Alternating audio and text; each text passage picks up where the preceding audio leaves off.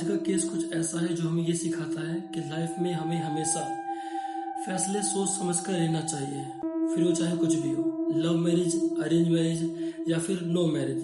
17 महीने पहले एक लड़की की शादी बहुत धूमधाम से की जाती है और ससुराल वाले उसकी मौत को सुसाइड बताते हैं। जिस लड़की को 3 मंजिल ऊपर से फेंकने के बाद उनकी घर वालों को इन्फॉर्म करते हैं कि तुम्हारी बेटी ने सुसाइड कर लिया है। लेकिन जब पोस्टमार्टम रिपोर्ट आती है, पोस्टमार्टम रिपोर्ट में काफी इंजरीज के निशान थे जिसने इस पूरे मामले को बदल दिया। आपने कभी सोचा नहीं होगा कि एक लड़की को मारने की वजह वो एक फॉर्च्यूनर और 50 लाख रुपए। ये बात है ग्रेटर नोएडा दीपिका नागर, जिसकी शादी बहुत धूमधाम से की गई और उसके घर वालों ने अपनी हैसियत से ज्यादा दहेज दिया।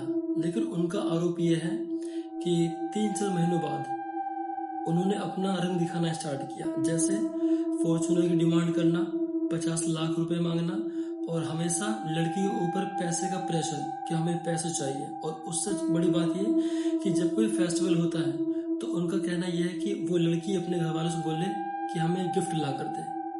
ये कितना अजीब है, ये सच में बहुत ज्यादा।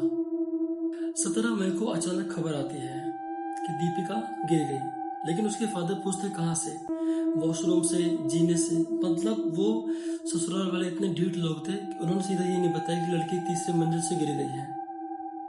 इतना कुछ होने के बाद लेकिन जब पोस्टमार्टम रिपोर्ट आती है तो पूरी कहानी ही बदल जाती है। जब रिपोर्ट सामने आती है तो फर्स्ट आता है ब्रेन हेमाटोमा। मतलब एक ऐसा होता है कि किसी की सिर में मारने से ब्लड एक जगह जम जाता है, और दूसरा है इंटरनल ब्लीडिंग, इंजरीज थी। और उनके लड़की के फैमिली वालों का कहना था कि ये कोई नॉर्मल नहीं है, लड़की को टॉर्चर किया गया है।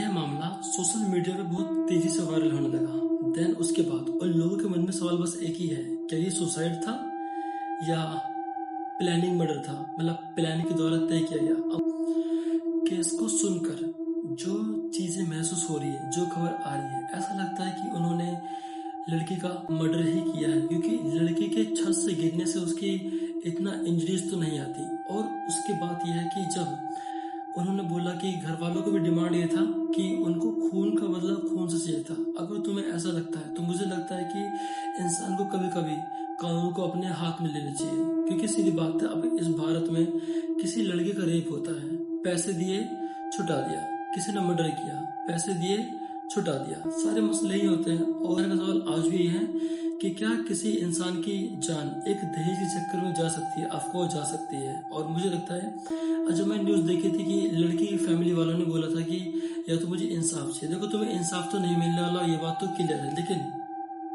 उन्होंने यही बोला था कि हमें खून का बदला खून से चाहिए। तो मेरा मानना है कि मामले को ठंडा करो, वक्त आते ही काट दो, कुछ मत सोचो, क्योंकि यहाँ की सरकार कुछ नहीं करेगी। पैसा देगा, एक झटके में तुम छूट जाओगे, कुछ नहीं पाएगा, और तुम्हारे बच्चे वो सब बदनाम होते हैं। ऐसी लड़कियों का रेप होता है, उन्हें कोई बचाने वाला नहीं होता, क्योंकि जहाँ पैसा आता है वहाँ इंसान, यहाँ की सरकार बिल्कुल चुप हो जाती, वो कुछ नहीं बोलती। अगर आपको मेरी वीडियो पसंद आई तो मेरी वीडियो को शेयर कीजिए, लाइक कीजिए और मेरे चैनल को सब्सक्राइब कीजिए।